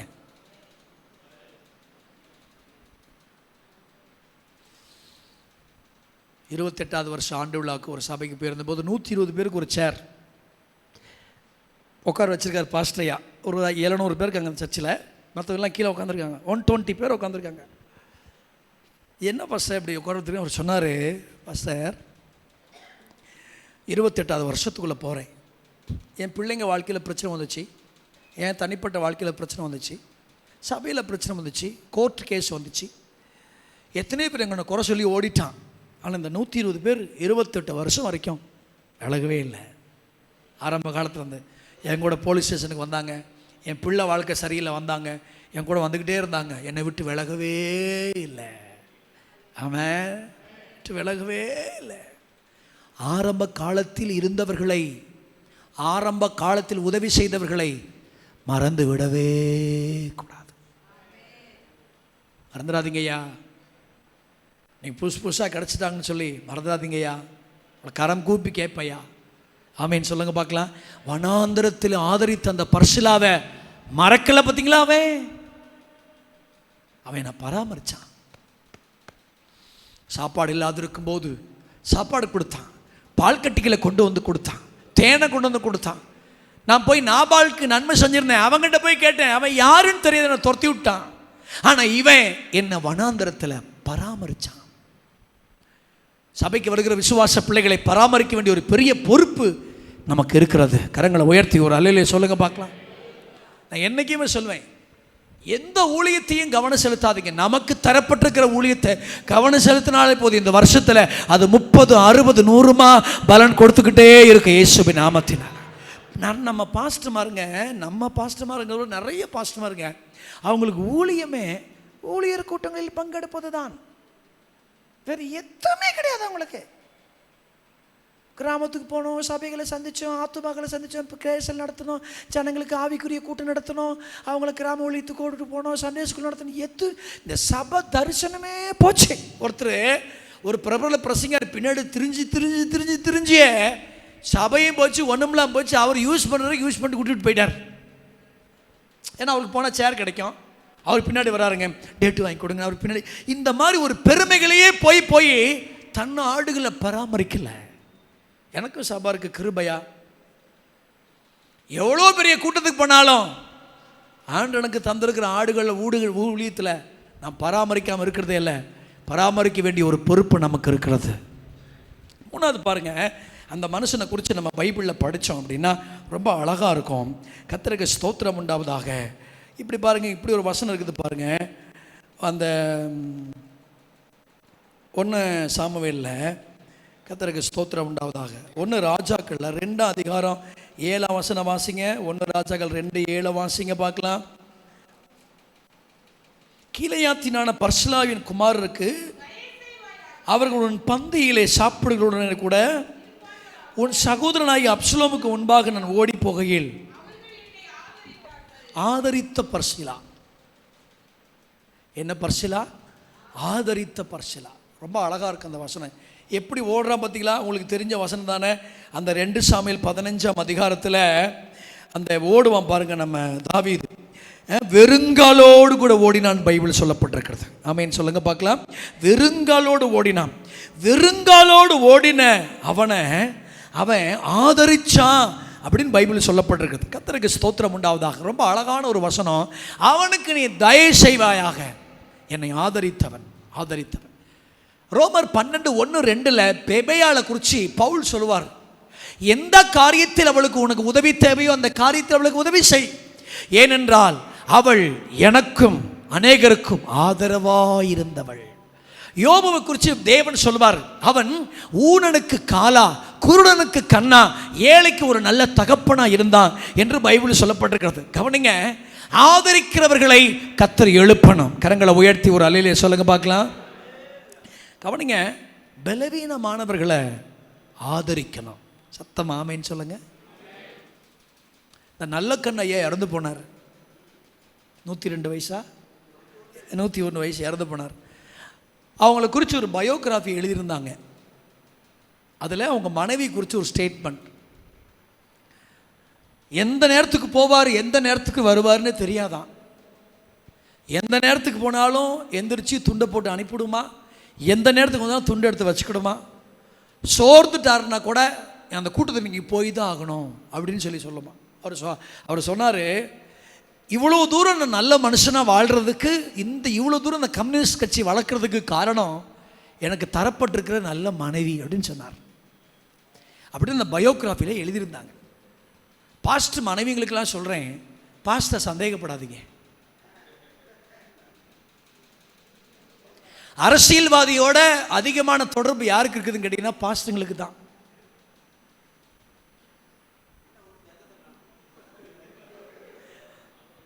நான் திருவாரூர் பாஸ்டர்ஸ் மீட்டிங்கில் பேசும்போது சொன்னேன், பாஸ்டர் ஏன் சந்தேகப்படுறீங்க? உங்களாலேயே வச்சு சமாளிக்க முடியாத அவரை இன்னொரு ஆளால் வச்சு சமாளிக்க முடியாது. நிறைய வீட்டில் பாஸ்டர் மேலே ரொம்ப சந்தேகம். ஊழியத்துக்கு அவர் ஃப்ரீயாக விடுங்க, 9 மணி ஆச்சு, எங்க எங்க எங்க இருக்க எங்க இருக்க எங்க இருக்க எங்க இருக்க எங்க இருக்கு, அவர் போய் வண்டி எங்கேயாவது விட்டுறாரு, வந்துருவார்ல. ஆமேன்னு சொல்லுங்க பார்க்கலாம். ஒரு நல்ல கண்ணுக்கு இருக்கிற மனைவி பாஸ்டர்மார்களுக்கு அப்படி அமைஞ்சிச்சுன்னா பாஸ்டர்மாருக்கு எத்தனை பேர் ஆசீர்வதிக்கப்பட்டிருப்பாங்க. ஒருத்தர் அழகாக எழுதியிருந்தார், அந்த அவர் செல்ஃபோனில் மனைவிக்கு பேர் ஹார்ட் அட்டாக்னு எழுதியிருந்தார். எப்படி கால் வருது, ஹார்ட் அட்டாக் காலிங். எங்க ஒரு நல்ல கண்ணுக்கு மனைவிங்க பண்ண எப்போ போனாலும் ஏன் போறேன்னு கேட்காதான், தூங்க வேண்டியதானு கேட்காதான், எதுக்கு போறீன்னு கேட்காதான். அது ரொம்ப காய்ச்சலாகி போச்சுன்னா பரவாயில்ல, ஒரு மாத்திரையாவது போட்டு அந்த போய் கூட்டத்தில் போய் பேசிட்டு வாங்க அப்படின்னு சொல்லுமா. இப்போ இப்போ இப்போ இப்போ வந்திருக்கிற லேட்டஸ்ட் ஒய்ஃப்ஸ் பார்த்துருக்கீங்களா? எங்கேயும் போகக்கூடாது, இங்கேயே இருக்கணும், வீட்டுக்கெல்லாம் வந்துடணும். எதுக்கு அவட சிரிச்சு பேசுறீங்க? சபைக்கு வர்ற ஆள்கிட்ட பேசாமல் என்ன செய்யறது? நான் தான் சொல்கிறேன், அழகான மனைவி ஒரு பாஸ்டருக்கு அமையதை விட அர்ப்பணிப்புள்ள மனைவி ஒரு பாஸ்டருக்கு அமைஞ்சது தான் அந்த ஊழியம் உருப்படும். எதுக்கு பேசுகிறீங்க? ஏன் பேசுகிறீங்க? எதுக்கு பேசுகிறீங்க? ஒரு சொந்த புருஷன் மீது நம்பிக்கை இல்லாமல் என்ன குடும்பம் நடத்துகிறோம் நம்ம? ஆதரவாக இருங்க.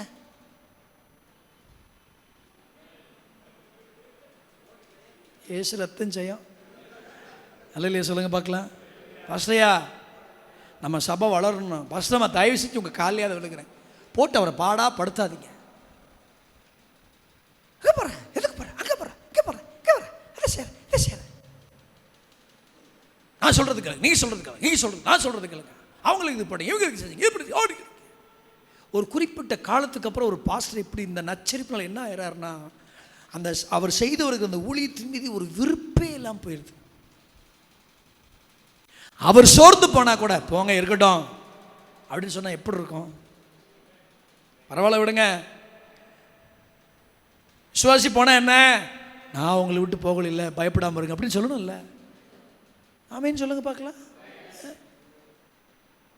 பாஸ்டர்மார்கள் எப்போ பார்த்தாலும் சந்தேகம், எப்போ பார்த்தாலும் சந்தேகம், எப்போ பார்த்தாலும் சந்தேகம். ஒரு பாஸ்டர் மீட்டிங் போயிட்டா போதும், 1:30 முடிஞ்சிருக்கோம், 1:45 வீட்டுக்கு வந்திருக்க மாட்டேன், யாரையும் பார்க்கக்கூடாதா, பேசக்கூடாதா? ஊழியத்துக்கு கல்யாணம் பண்ணி வர எல்லா பாஸ்டர் ஒய்ஃப் இனிமேல் கல்யாணம் யாராவது பண்ண வேண்டிய வாலிப பசங்களை தயவு செஞ்சு இந்த கண்டிஷன் என்ன தருவீங்கலாம் கேட்காதீங்க, இப்படிலாம் இருப்பியான்னு முதல்ல கேட்டுக்காங்க. முதல்ல சத்தமா அல்லேலூயா சொல்லுங்க பார்க்கலாமே. இப்படிலாம் இருப்பியா? ஒரு நல்ல கண்ணுக்கு மனைவிங்க, ஒரு அரசியலை கட்சி நிறுவனவன், தேவ ராஜ்யத்தை கட்டுறவன், பிசாசின் தாக்கம் உள்ள ஒரு பாஸ்டருக்கு போட்டு பாடா படுத்துறீங்கன்னா எப்படி ஊழியம் செய்ய முடியும்? அந்த சாப்பாடை கூட அன்பா வைக்கிறதுல நிறைய வீட்டில் தின்னு போயாம அம்மா வீட்டுக்கே போயிட்டு இருந்தீங்கன்னா எப்படி? ஓயாம அம்மா வீட்டுக்கே ஒரு அம்மா போயிட்டு இருந்துச்சு. ஒருத்தர் சொன்னார், உங்கள் அம்மா இப்படியே போயிட்டு இருந்தா வீட்டுக்கு சீக்கிரமாக ஒரு சித்தி வரணும், உங்கள் அம்மாட்ட சொல்லிவிடான்னு சொன்னாராம்.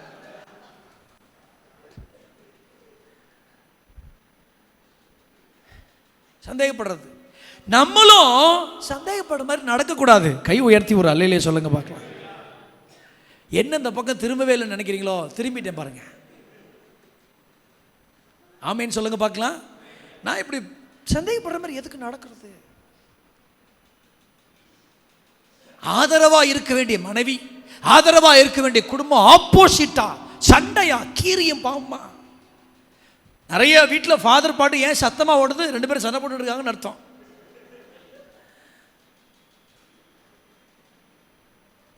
வெளியே பார்க்க பர்சனாலிட்டி தான், உள்ள பார்க்க அவ்வளவு முனிசிபாலிட்டியா தான் இருக்கு.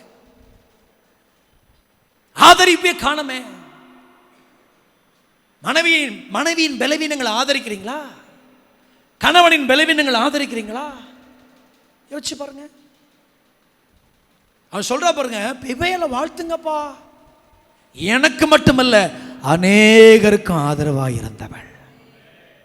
விசுவாசிகளுக்கு நம்ம அதிகாரிகள் அல்ல, ஆதரவாளர்கள். ஆமென். விசுவாசிகளுக்கு யாரு? நம்ம அதிகாரிகள் அல்ல, ஆதரவாளர்கள்.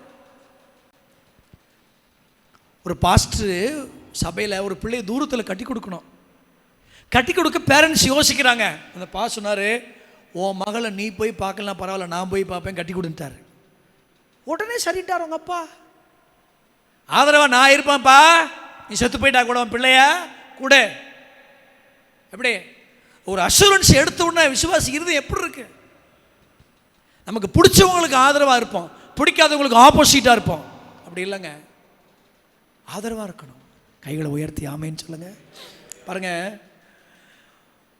ஒரு 22-23 வருஷமாக ஒரு பெரிய ஸ்தாபன சபையில் ஒரு ஆஃபீஸ் ஸ்டாஃபாக இருக்கிறார் ஒரு சகோதரர். நாங்கள் வருஷம் மீட்டிங் போகும்போது, நான் இந்த வருஷம் அவரை கூப்பிட்டு நான் கேட்டேன், எனக்கு சாப்பாடு கொண்டு வந்துருக்கும்போது, இப்போ இவ்வளோ சபைகள்லாம் வளருது, இவ்வளோ ஆத்துமாக்கள் வராங்களே, ஒரு ஆராதனை முடிஞ்சு இன்னொரு ஆராதனை க்யூவில் நின்று பிடிக்கிறான் இடத்த, இவ்வளோலாம் வர்றாங்களேப்பா, எப்படிப்பா? நான் அவரை சொன்னால் ஒரே வார்த்தை, எங்கள் பாஸ்டர் ஆரம்பத்தில் எப்படி இருந்தாரோ இப்பயும் அப்படி தான் இருக்கிறார். 1. 2, யாரும் அவரை எப்பொழுதும் அணுகலாம். முதல் காவல், 2ஆம் காவல், 3ஆம் காவல் கிடையவே கிடையாது. யாருனாலும் அணுகலாம். அதே சாதாரணமான எளிமை தான் இது வரைக்கும் இருக்குதா. எப்படி பேசினாரோ அப்படி தான் பேசுகிறாரு. அவர் சொன்னார், எங்கள் சபையில் ஒரு மாதம் சொல்கிறதுக்கு ஒரு மாதத்தில் தசம்பாகம் 2000 ரூபா கொடுக்கணும்னு இருக்கிறான், 2.5 லட்ச ரூபா கொடுக்கணும்னு இருக்கிறான். 2000 எப்படி பார்க்குறாரு அப்படித்தான், 2 லட்ச ரூபா கொடுக்குறாரு அப்படித்தான். அப்படின்னு 23 வருஷமாக விசுவாசி உள்ள ஸ்டாஃபாக இருக்கிறவர்.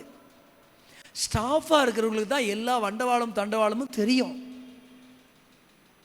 அவங்களே சொல்கிறாங்க. எனக்கு ஆச்சரியமாக இருந்துச்சு, இப்படி ஒரு ஆதரிக்கிறாங்க பார்த்தீங்களா. செத்து போன பிறகு ஒருத்தனை சொல்கிறான், சாதாரணமாக இல்லைப்பா அந்த பர்சிலா, என்ன அவன் ஆதரிச்சான். நம்முடைய மரணத்துக்கு பிறகு நம்மளை நினச்சி பார்க்கணும், எங்கள் பாஸ்டர் என்னை ஆதரிச்சாரு, என் குடும்பத்தை ஆதரிச்சாரு. நான் விழுந்து போனேன். விசுவாசிங்க விழுந்து போனால் உடனே ஒரே அட்டி அடிச்சு நியாய தீர்ப்பு தானா? கொஞ்சம் ஆதரிங்க, கொஞ்சம் எடுங்க. கொஞ்சம் மாதிரி ஒரு மாதிரி தாடிலாம் வச்சிருப்பான், உடனே விரட்டாதீங்க, கொண்டு வாங்க. கொஞ்சம் தாடி வச்சிருந்தா உடனே வருத்துறீங்களா? கொஞ்சம் அவனை அப்படியே கொண்டு வாங்க, கொண்டு வந்துடலாம். முடி வைக்கப்பிள்ள மாதிரி தான் இருக்கும், கொஞ்சம் கொண்டு வரலாம். சபையில் கொஞ்சம் காதல் கீதல் அப்படி வரும். சபை வளர வேண்டும் என்று நினைக்கிற எல்லாருக்கும் சபைக்குள்ள காதலும் வளரும். நான் இப்போ எங்கேயோ பேசினேன், தென்காசி பாஸ்டர்ஸ் நைட் பிரேயரில் பேசும்போது பேசினேன். ஊழியம் வளர்ன்னு நினைக்கிற அத்தனை பேரும் சுமக்கிறதுக்கு இருதயம் இருக்கணும். சுமக்கிறதுக்கு இருதயம் இல்லைன்னா ஊழியம் என்ன செய்யாது? சின்னதையும் சுமக்கணும், பெருசையும் சுமக்கணும், விழுந்ததையும் சுமக்கணும், விழாததையும் சுமக்கணும், ஒரு மாதிரிப்பட்ட ஆளுகளையும் சுமக்கணும். சுமக்க இருதயம் இருக்குதா, ஊழியம் வளரும். சும்மா இடித்து பெரிதாக்க போற ஆண்டவரே 1000 ஆத்துமாக்களை தாரும். அவர் கேட்பார், தரேன்டா, சுமப்பையா 25 பேருக்கு என்னால முடியல. ஒரு போலீஸ் ஸ்டேஷன் போன் வந்துச்சுன்னா, ஐயா போலீஸ் ஸ்டேஷன் போன் வந்துச்சு, போ போலீஸ் ஸ்டேஷன் போன் வந்தா. நாங்களாம் எத்தனை தடவை போய் நின்றுருக்குறோம். என்ன சார், அவங்க கொஞ்ச நாள் விளையாடுவாங்க. என்ன சார் சொல்லுங்கள் சார், சத்தம் ரொம்ப இருக்குது, குறைச்சிக்கிறோம் சார். ரைட். ஒரு போலீஸ் ஸ்டேஷனுக்கு போன வந்தாலே பதறோம். ஒரு விசுவாசி ஒரு தப்பாக வாட்ஸ்அப் செய்திருந்தா, எனக்கு ஹார்ட் அட்டாக்கே வந்துடும் போல இருக்குதுங்க, எனக்கு அந்த விசுவாசி எனக்கு இப்படி செய்யணும், ஒரு எதிர்கொள்ள ஒரு தைரியம் இல்லை.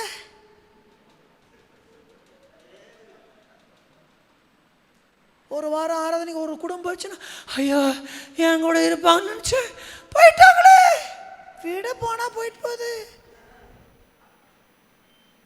என்னை விட்டு கர்த்தர் ஒன்று பிரிக்கிறாருன்னா எதையோ ஒன்று செய்ய போகிறாருன்னு அர்த்தம். நான் பாருங்க, நான் எல்லாம் செஞ்சோம் என்னை விட்டு ஒன்று போகுதுன்னா கவலைப்படாதீங்க, எதிர்கால தரிசனத்துக்காக பிரியுதுன்னு அர்த்தம்.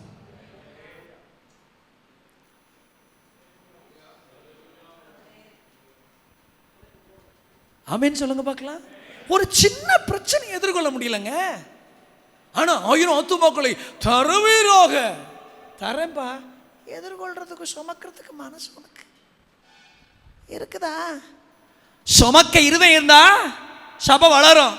நம்ம 25 பேரை வச்சுக்கிட்டு 50 பேர் வச்சுக்கிட்டு ஐயோ இதுக்கு கூட்டம் நடத்தி இதில் ஓயாமல் சந்திச்சு இப்படியே நீங்கள் நினச்சி பார்ப்பாரு. இதை வச்சே ஒன்றால் பராமரிக்க முடியல.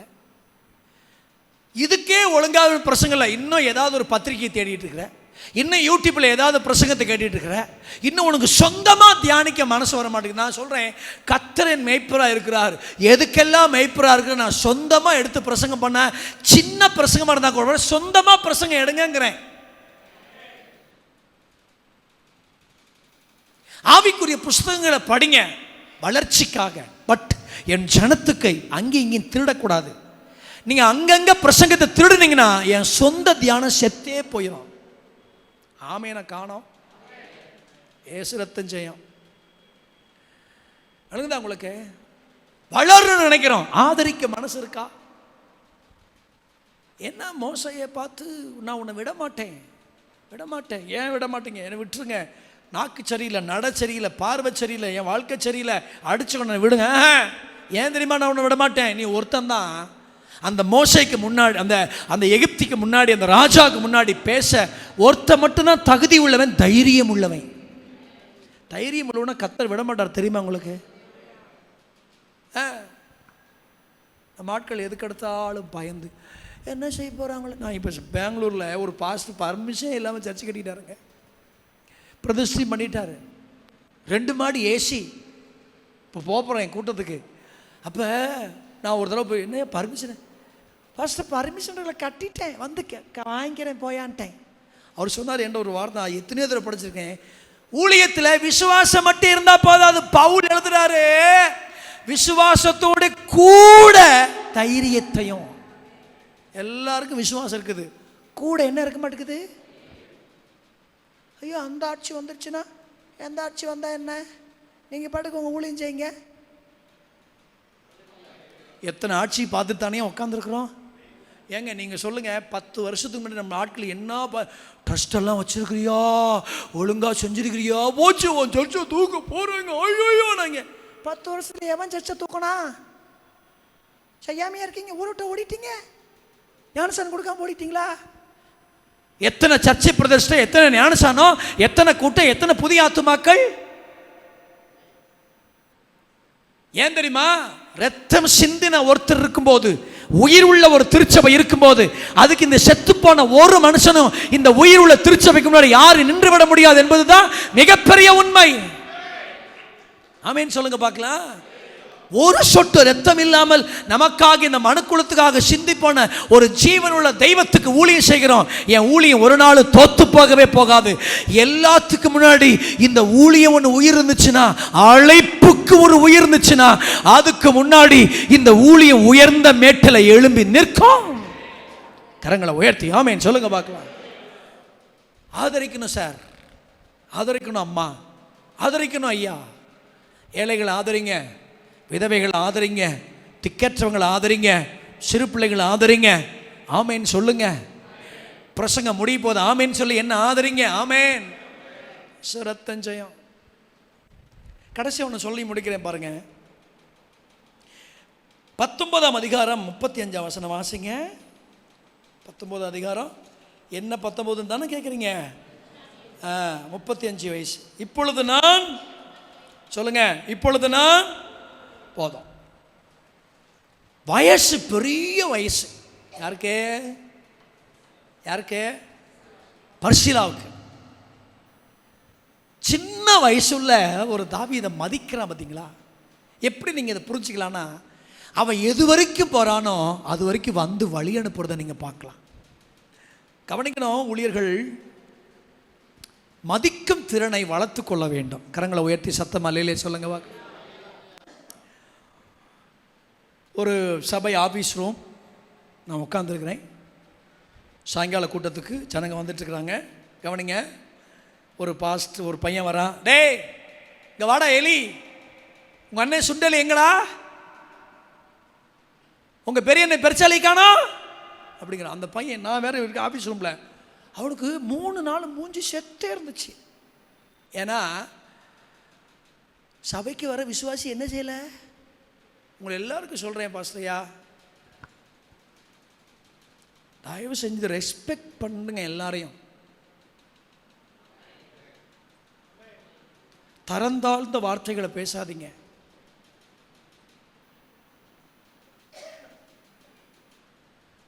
ஒரு விபச்சாரியோட நேரம் செலவழிக்க முடியுது இயேசுநாதரால,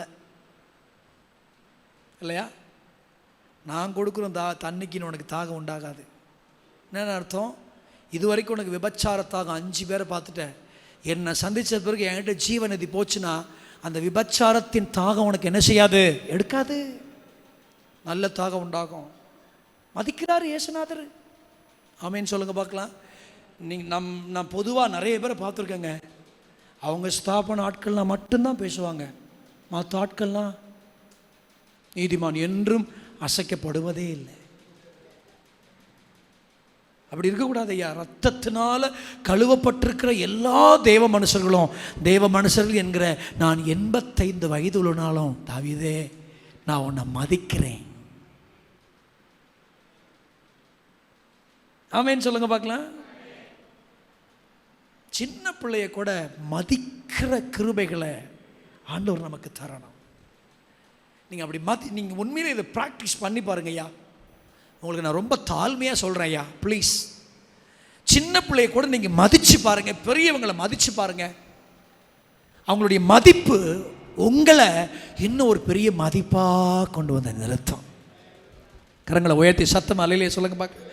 அவன் சொல்கிறான், நான் 85 வயது உள்ளவன்,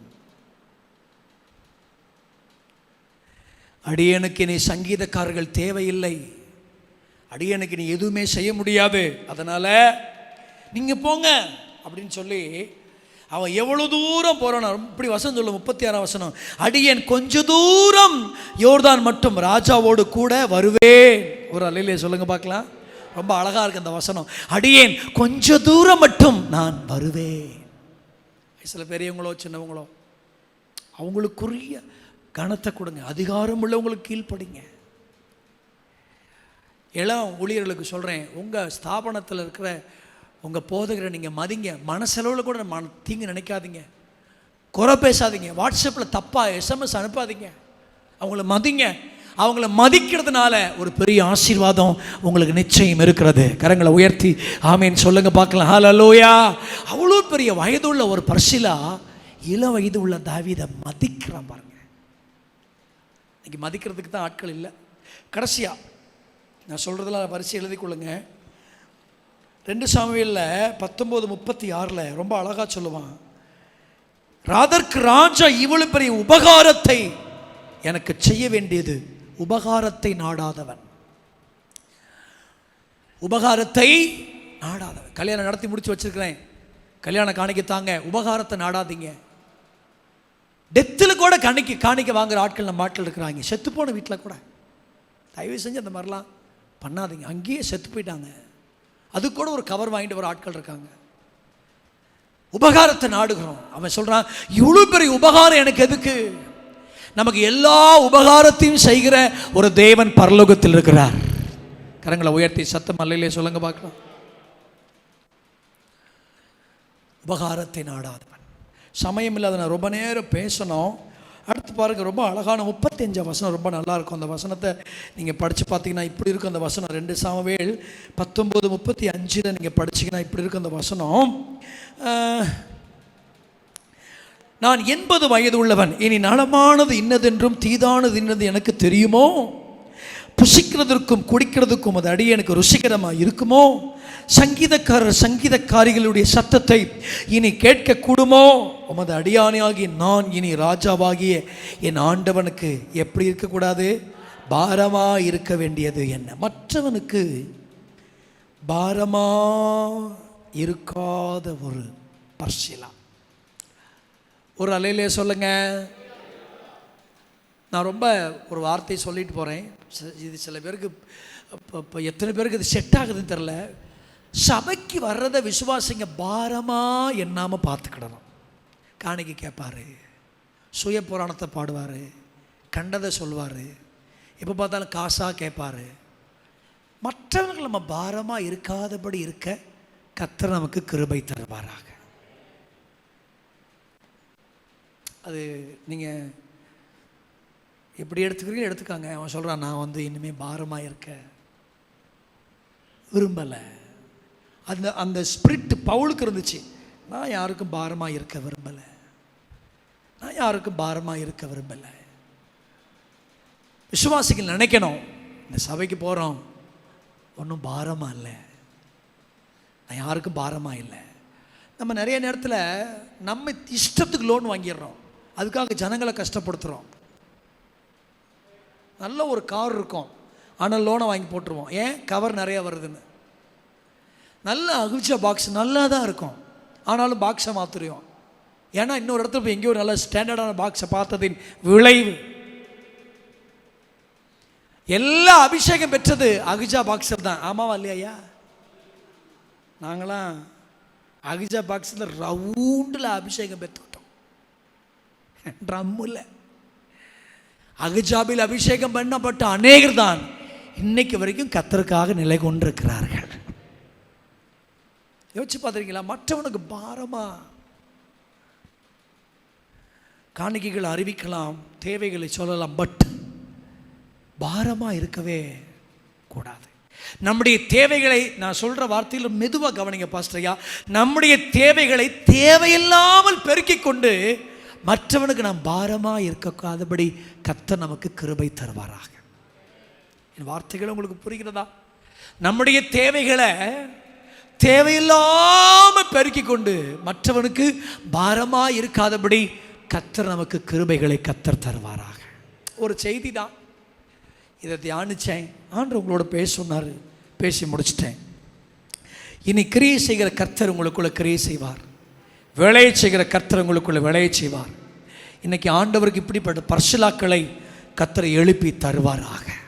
தாழ்மையோடு என்னை அழைத்த பாஸ்டருக்கு என்னுடைய உள்ளத்தின் ஆழத்திலிருந்து நன்றி சொல்கிறேன். சிவகாசி பொறுப்பாளர்களுக்கு மிக நன்றி சொல்லுகிறேன். அமைதியாய் வசனம் கேட்டு ஏற்றுக்கொண்ட எல்லா தெய்வ மனசிலும் என்னுடைய சிறந்தாழ்ந்த நன்றிகளையும் ஸ்தோத்திரங்களையும் சொல்லுகிறேன். கர்த்தர் உங்கள் எல்லாரையும் ஆசீர்வதிப்பாராக. எழுந்து நிற்கலாம்.